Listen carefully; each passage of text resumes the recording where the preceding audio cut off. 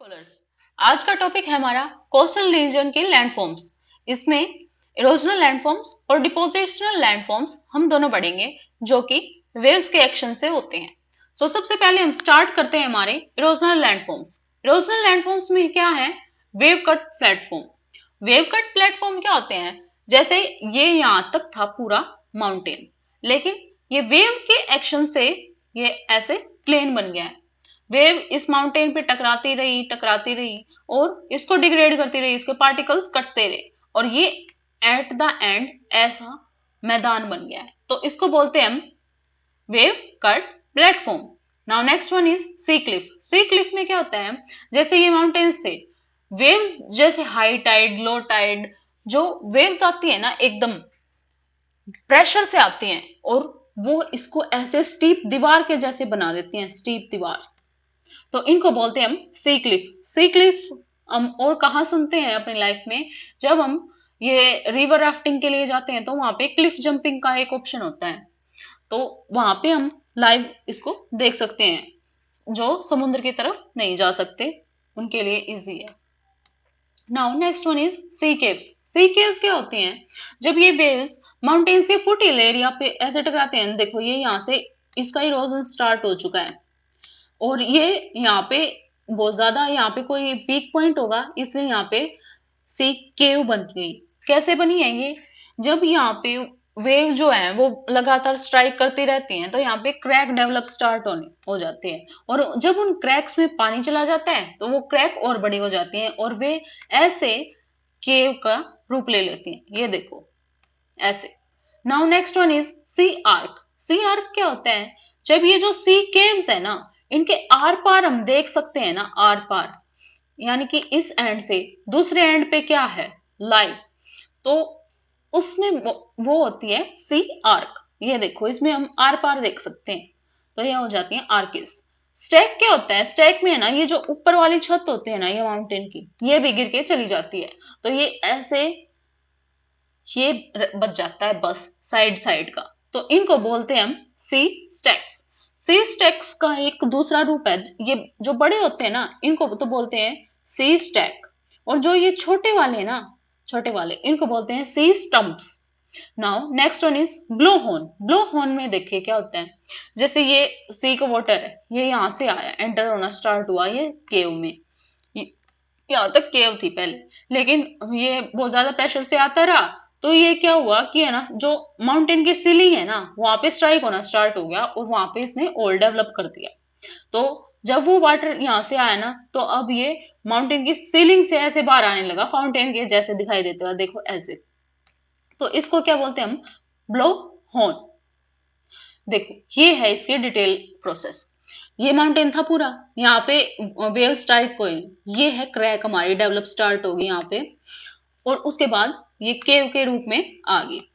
केव के रूप में आने के बाद ये जो वाटर है और ज्यादा प्रेशर से स्ट्राइक हो रहा है, तो ये यहाँ सीलिंग तक इसने क्रैक डेवलप कर दी, और फिर जब इस क्रैक के थ्रू सीलिंग से पानी आता है तो इसको हम ब्लो होल का नाम दे देते हैं। अब आता है नेक्स्ट हमारा जियो। जियो क्या होता है? जैसे जो ब्लो होल का जो ऊपर वाला ये वाला होल होता है ना, ये ऐसा होता है, लेकिन ये जब ये बड़ा होना स्टार्ट हो जाता है ना, देखो एक तो होता है इतना छोटा है, लेकिन बार बार वाटर स्ट्राइक होता रहा तो इसका जो ये फॉर्म है ये बड़ा हो गया, और एट द एंड जब ये वाला जो पोर्शन है, ये वाला जो बचा हुआ है, ये भी इसमें टूट के गिर जाएगा ना, तो ये कुछ ऐसा दिखने लग जाएगा, ऐसा। तो इसको हम बोलते हैं जियो। ये देखो ऐसे।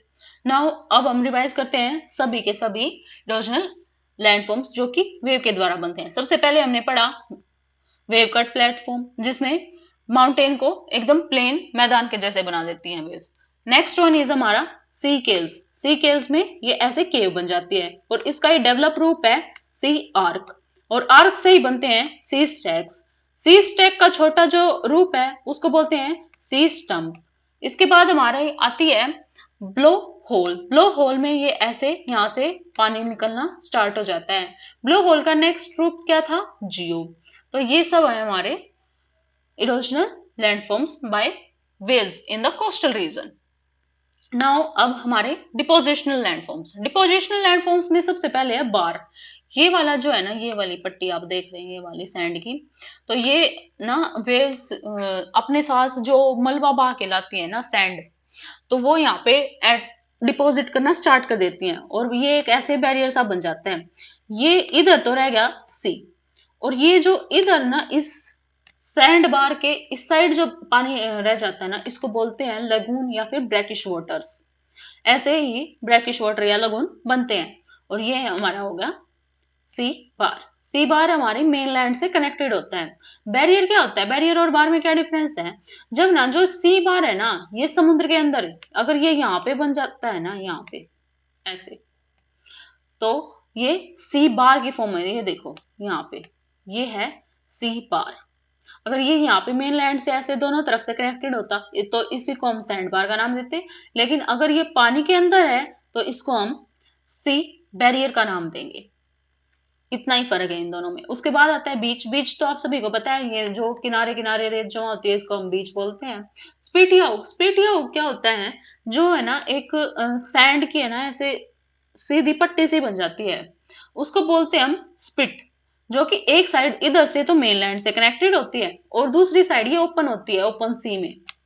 अगर ये वाली जो पट्टी है ना ऐसे सैंड इसमें ऐसे डिपॉजिट होने स्टार्ट हो जाए, यानी कि ये बैंड हो जाए मेनलैंड की तरफ, ये वाली सैंड वेव्स के एक्शन के थ्रू, यानी कि वेव्स का फोर्स लगता रहेगा और ये वेव इसको बैंड कर देती हैं, तो इसको इस पोर्शन को हम नाम दे देते हैं हुक, और ये सीधी पट्टी होती है स्पिट।